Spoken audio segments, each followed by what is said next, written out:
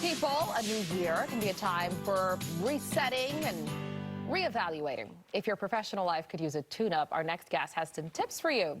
Joining us now is career and leadership expert Darcy Eikenberg. Good morning to you, Darcy. Good to see you. Good morning, Jeanette. Nice to be here. Good to see you. Listen, I was looking through some of your points, and I think people will love them because they're very practical. And this first one starts on a positive note. Celebrate what's worked. What do you mean by that? Well, so often when we just bundle into the new year, we are just looking forward, and we have all these different goals and things that we want to do, that we look back and say, oh, I didn't do that, I didn't get that done. But I think we need to stop and celebrate everything that has worked, everything we have accomplished, and even the things that maybe weren't on a performance review or that didn't have like a ta-da at the end. You know, maybe we built a new relationship or took better care of ourselves or someone that we love.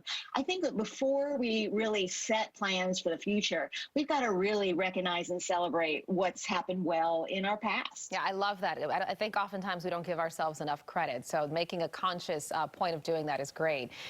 This next one, stop saying you're stuck. And you say you hear that a lot from professionals. What does that mean exactly? This time of year, I mean, it's a cold, nasty day out, and again, we're worried about so many things happening in our world and with our health, and we often get stuck in these mindsets where we say things like, oh, I'm stuck, or that won't happen, or good things don't happen to me. And we actually can pay ruts into our brain. There's actually neuroscience talking about how we can build these habits, and we start to believe our words. But if we catch ourselves and we stop saying that we're stuck, we stop talking negatively to ourselves, we can actually change our thoughts, which change how we feel, which change our actions and the things that we get motivated to do. Darcy, I'm curious, now that you mentioned that, what does that look like? Do you build that into a routine? I know some people have morning affirmations or writing things down. What does it look like in order to make that a habit and catch yourself from making those comments? Well, first, I think it's recognizing that there's a little part of your brain that's just trying to protect you. You know, sweet little thing. It's just trying to keep us safe. But it's a prehistoric part of our brain, and it doesn't help us in today's modern world. So we've got to recognize that's different from our brain that's in our superpower space, our part of our brain that wants to move us forward. So once we can recognize the two different types of our brain, we can catch it when we're in that negative, oh, I'm stuck, oh, things are hard, and we can talk back to it and say, I've got this, it's all going to be okay, I've gotten through harder things before, thank you, and we'll move forward. So we can talk back to that brain. So catch it while it's happening. Got it. Catch it, yes. This next one, challenge your own assumptions. We make a lot of assumptions in our workplace, don't we?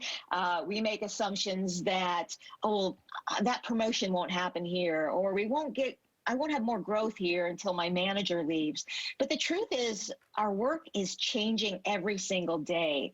And even before the pandemic, all of our work was always just made up anyway. And so we sometimes get trapped in these assumptions of what is possible and what's not possible.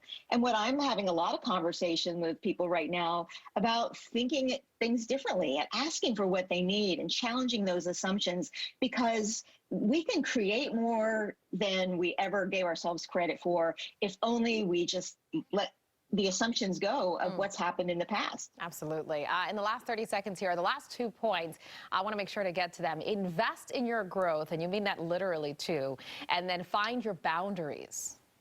Right, and these can go together. The only thing that's going to be a constant in your career is you. So this is the perfect time to invest in yourself, invest in what you need, create the boundaries that are right for you, and not wait for other people to make them for you. The find your boundaries one, I'm glad we ended on that note, because, and I know you mentioned it as well, we're so hyper connected now, and there's great parts to that and also downsides. So making it at a point this time around, I think, is a great idea. Really quickly, I know you have a book out, Darcy, if you want to plug that in real quick for folks who want more info. Sure. It's called Red Cape Rescue, Save Your Career Without Leaving Your Job. It's available at all online booksellers, and you can find more at redcaperescue.com. All right, and there's her contact, Facebook, Instagram, and her website. Career career and leadership expert Darcy Eikenberg. Appreciate the tips this morning. Much needed. Thank you. Thanks, Jeanette. Appreciate it. All righty. 7:35 is your time.